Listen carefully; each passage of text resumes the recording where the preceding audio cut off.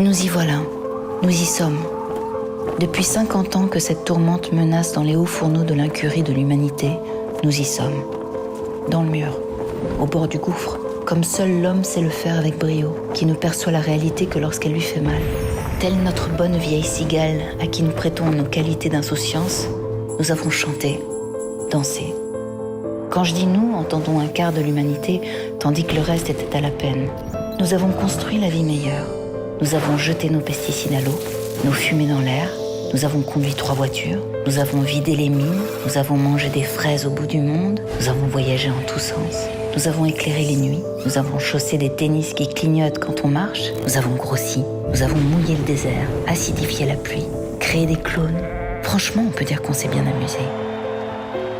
On a réussi des trucs carrément épatants, très difficiles, comme faire fondre la banquise, glisser des bestioles génétiquement modifiées sous la terre, déplacer le Gulf Stream, détruire un tiers des espèces vivantes, faire péter l'atome, enfoncer des déchets radioactifs dans le sol, ni vu ni connu.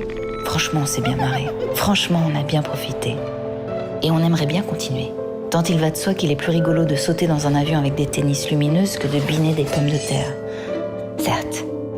Mais nous y sommes, à la 3e révolution, qui a ceci de très différent des 2 premières, la révolution néolithique et la révolution industrielle pour mémoire, qu'on ne l'a pas choisie.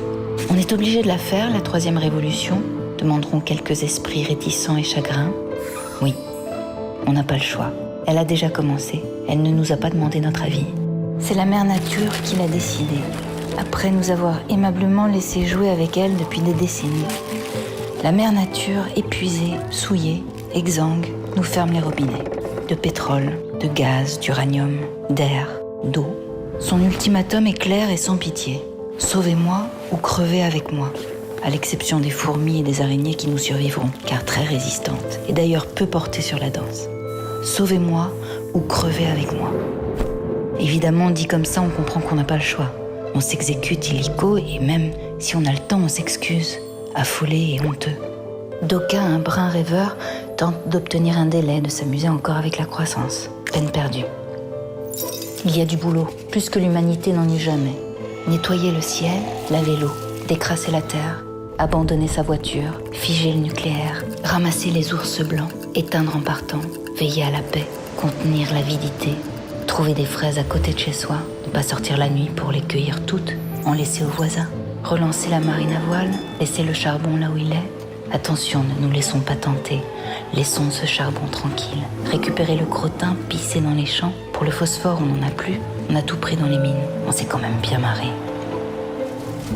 S'efforcer, réfléchir même. Et sans vouloir offenser avec un terme tombé en désuétude, être solidaire avec le voisin, avec l'Europe, avec le monde. Colossal programme que celui de la 3e révolution. Pas d'échappatoire, allons-y. Encore qu'il faut noter que récupérer du crottin, et tous ceux qui l'ont fait le savent, est une activité foncièrement satisfaisante, qui n'empêche en rien de danser le soir venu. Ce n'est pas incompatible, à condition que la paix soit là, à condition que nous contenions le retour de la barbarie, une autre des grandes spécialités de l'homme, sa plus aboutie peut-être. À ce prix, nous réussirons la 3e révolution. À ce prix, nous danserons, autrement sans doute, mais nous danserons encore.